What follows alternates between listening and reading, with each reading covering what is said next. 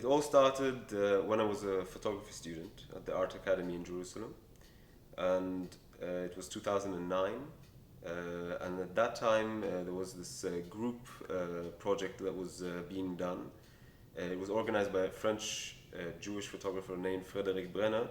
He had this idea to bring a group of very well-known names in the world of photography to Israel to explore it for an extended amount of time, and to basically make individual projects that will afterwards become a group exhibition, some books, and so on. This incredible group of photographers, among them were Jeff Wall, Stephen Shore, and Josef Koudelka. You know, I met Josef Koudelka, this is how I kind of describe it. I first met him as a student in the library of my school, just pulling out, you know, the Book of Gypsies, going through it and being completely blown away. So 3 years after, suddenly meeting him in this hotel in Jerusalem was this kind of incredible opportunity and surprise. Back then, as a student, as I said, I was picked out of my department. The department was having this cooperation with this project, and we were just kind of thrown together in the same boat. As I said, I never intended it to really become a film. So what happened is, as a student of photography, I got this incredible chance to hang out with Josef Koudelka while he was working. Yet, on the second day of working with him, as we were driving up to the West Bank, to a small city called El-Fachem, he went out of the car. It was one of the first locations we arrived to that he found interest in. I kind of followed him, but I was, as a student of photography, bringing my camera with me. So I took out the camera and started photographing, but he quite fast turned to me and he said, "Listen, there's no way you're hanging around with this camera while I'm working, so leave it in the car." And I obeyed, yet I felt rather uncomfortable, not to say upset, with this kind of request. And the next location that we stopped at, I just took out my camera again and began photographing once more. And this time he kind of turned to me. I was rather concerned about what he's going to say, but then he just didn't say anything and he walked away. So that was the point where something started to happen. Back then, 2009, it was short after Canon were bringing out this camera called 5D Mark II, which had this video mode. And I just started playing. So at the beginning I was taking photographs, but it was really then that I started playing with that, finding out, oh wow, this is kind of cool, and the quality is great, and I started making these short videos, not of him at the beginning actually, just of the surrounding that we were photographing in. But very soon I realized that he is really the most interesting thing around, and started turning my gaze and my camera towards him. This is when a film began without even knowing it's a film. The brigade, together with other reserve units, turned the war around and was able to push the Syrian army completely out of the Golan. After one day of reorganization, the brigade participated in the counterattack into Syrian territory. This offense took place in the northern Golan, on the main road leading to Damascus. In this difficult battle, Yeah, it looks good. One never knows what's going to happen when you develop it, yeah, but it looks good. one of the commanders described heavy casualties unit.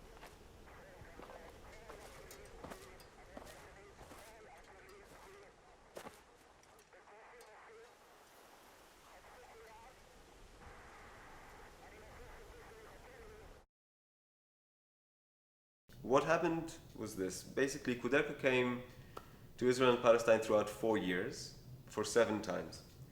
Each time was about a month, in which we would work from dawn to sunset, and weekends, holidays, everything. It was, just imagine, like a whole month constantly working, going to photograph.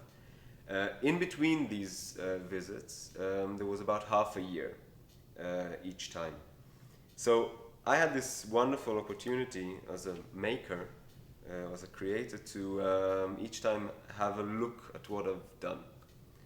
So it started with me making a bunch of photographs and then experimenting with this video mode, really kind of running around him with the camera, handheld, no mic, complete disaster. Mainly, if I now look at this material, it was mainly also, filming him from the back, as I was still his assistant, and the priority was having him working in the optimal conditions. So I never went in front, I never went even on the side. The angle is always, that first time, is from the back. After I was watching these materials, I said, okay, this is terrible. And next time I started changing something. Each time there was this real process of evolution. Till at one point, it happened gradually, that I realized that if I want to try to catch something of this person, of his working process, which as a student of photography really interested me, I would have to kind of follow him, learn from him, imitate him sometimes. And that's when my filmography started changing. That's when I started slowing down.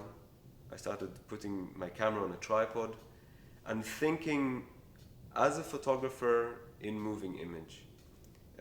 So paying much more attention to my compositions.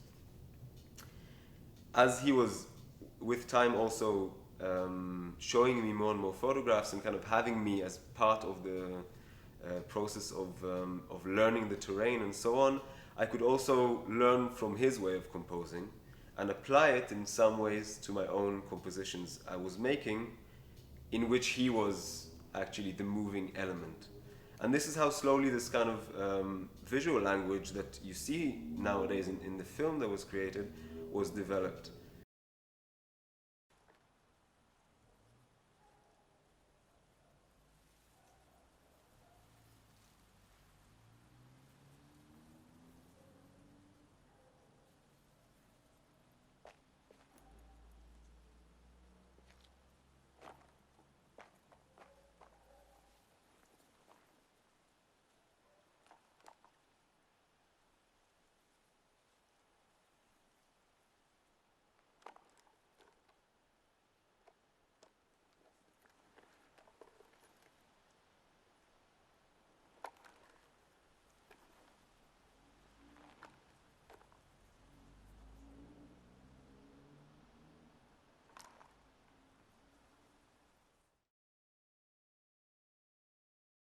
Our relationship as an apprentice and a master also went through a very gradual evolution.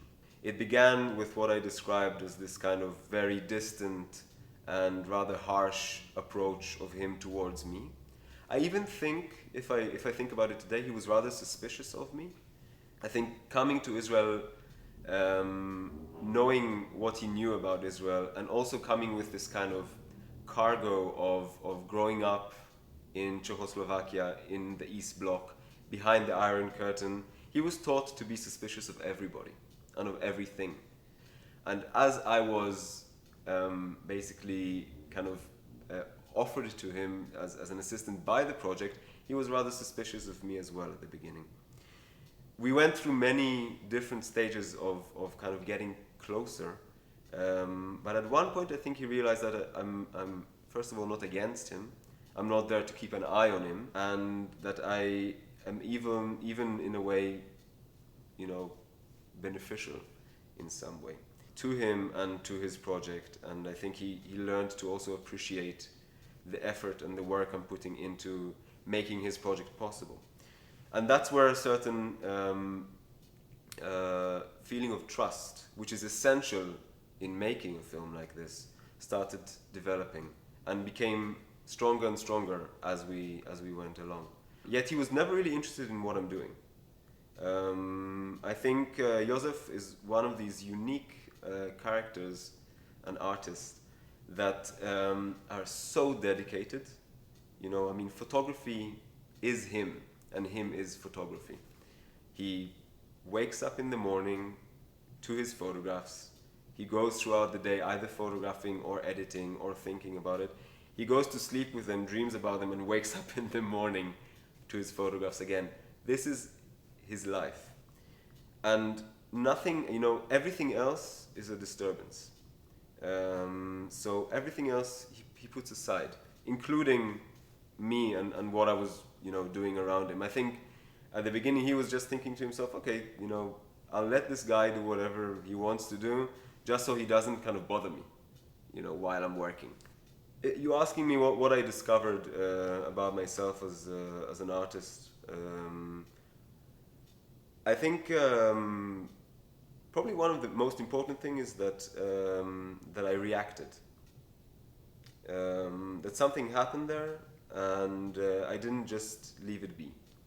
I reacted to it. I did. It came out of an urge. The urge was, when I realized that Josef Koudelka does not need an assistant, and maybe he needs a driver, I wasn't really so much interested in being Josef Koudelka's driver. I picked up my camera. That was the most, the first thing that came in mind. It was rather natural. And I think this is something I discovered about myself that I do when something happens. I think it's kind of a principle in any artistic practice. You must do, and this is something that I'm happy I reacted to what happened to me in front of me as I did. I think also I learned that I'm rather persistent. So even if I'm told off, I try again. One of the major things I learned from him, and I told him that on a later stage when I did come and show him some short material. I went to Paris to show him and close people to him a certain edited version of like 20 minutes of the material. He asked me, what did you learn from the time with me and making this project together? The first thing I told him, and that was the most genuine thing I could come up with, that I learned how to look. But I learned how to look not only in ways of photography or of aesthetics, composition, light, and so on. I learned how to look at something I was taught not to look at in a very kind of passive and gradual way. I was really, like many Israelis, most Israelis, we're taught to kind of keep a blind eye to what's happening in the West Bank, to this wall. If you go to Jerusalem, for instance, it's kind of, this wall is really, if you live in West Jerusalem where Israelis live, you don't see it. But it is half a kilometer away. It's only if you stand in a very specific point and you kind of look to a certain direction, this is when you kind of get a glimpse of it. And I think many people choose not to see it. And I think through this time with him and this incredible opportunity to break my own boundaries in a way and travel the West Bank with him and go along the route of this barrier, that I learned how to look at something and to understand it and to internalize it in a way, and to learn about myself and about my society through it.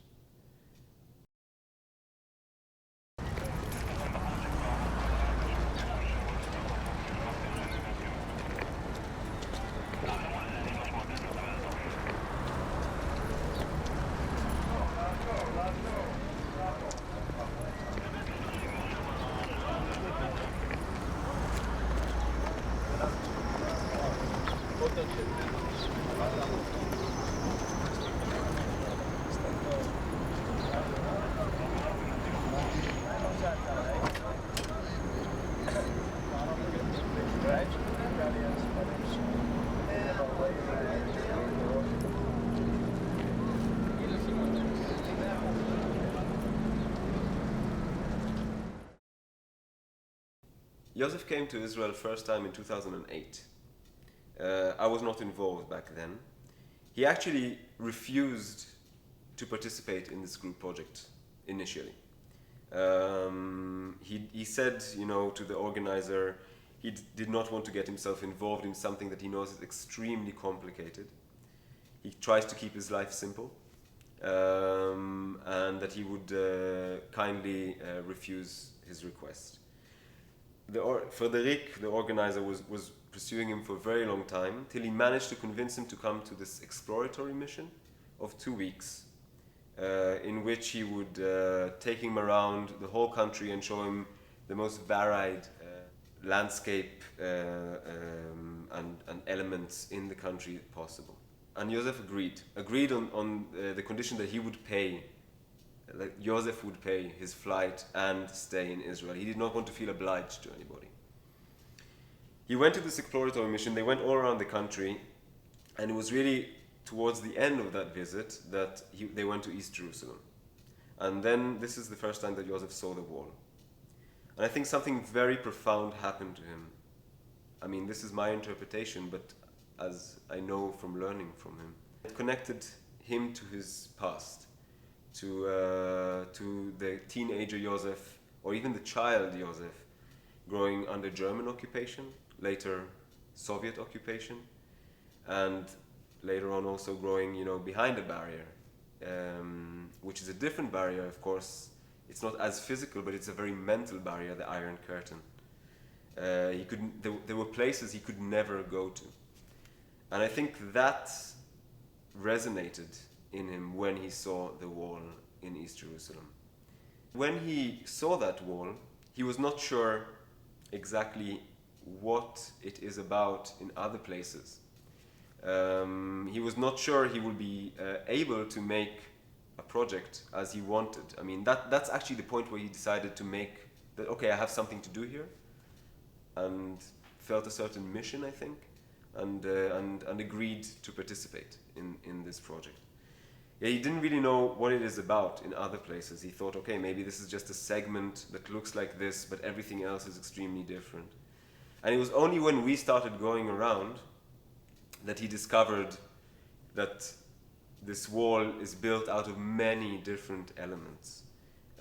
It's an 800-kilometer infrastructure that goes from the south of the West Bank to the north of the West Bank and kind of winds throughout this incredible landscape. Most of it is actually fence, which is not very photographic in the sense of it's transparent.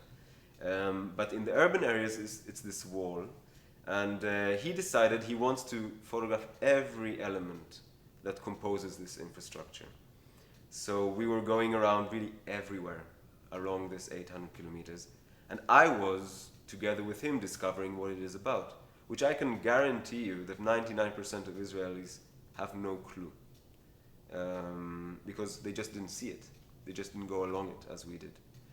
There's very few people that took that time and opportunity to do that.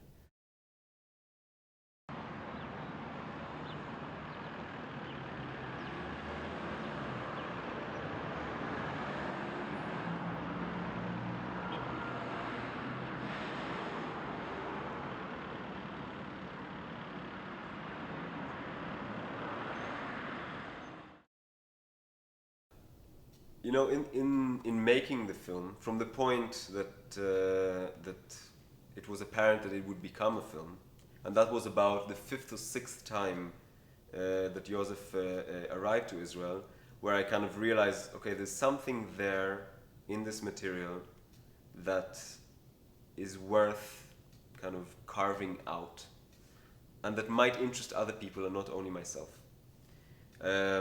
Then later on, together with the help of the wonderful editor and co-writer of this film, Elisa Purfust, whom I met in Germany, we started going through the material and really like chiseling out this statue that was hiding in this block of marble.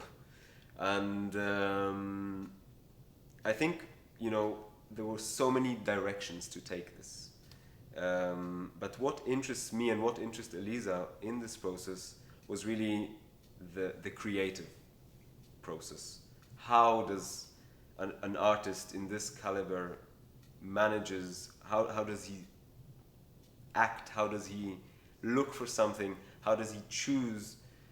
And we had to, in many ways as he does, eliminate a lot of things along that path.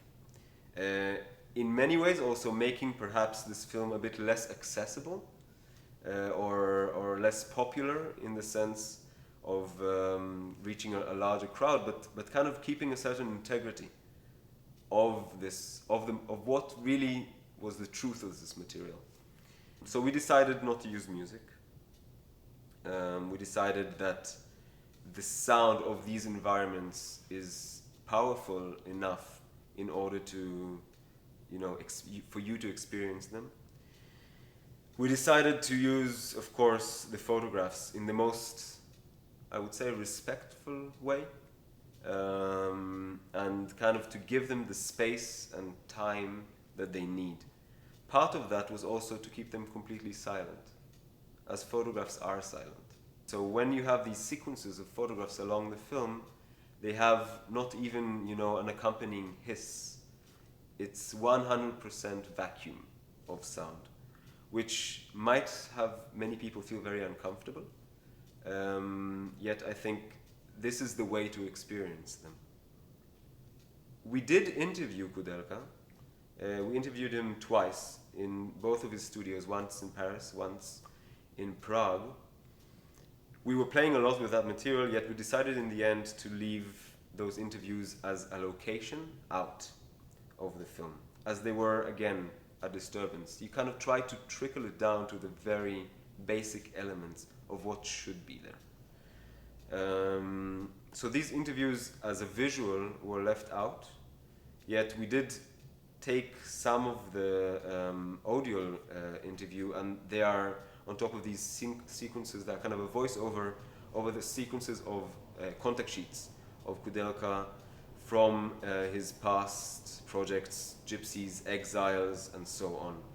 As through the few things that he's saying there, you can learn a lot about him and about his working process, about his choices, and about his life, which is, of course, an incredibly important thing to realize. To understand why he arrived to Israel, why he decided to stay there and photograph what he did, but also to kind of get a wider understanding of this person and this incredible artist.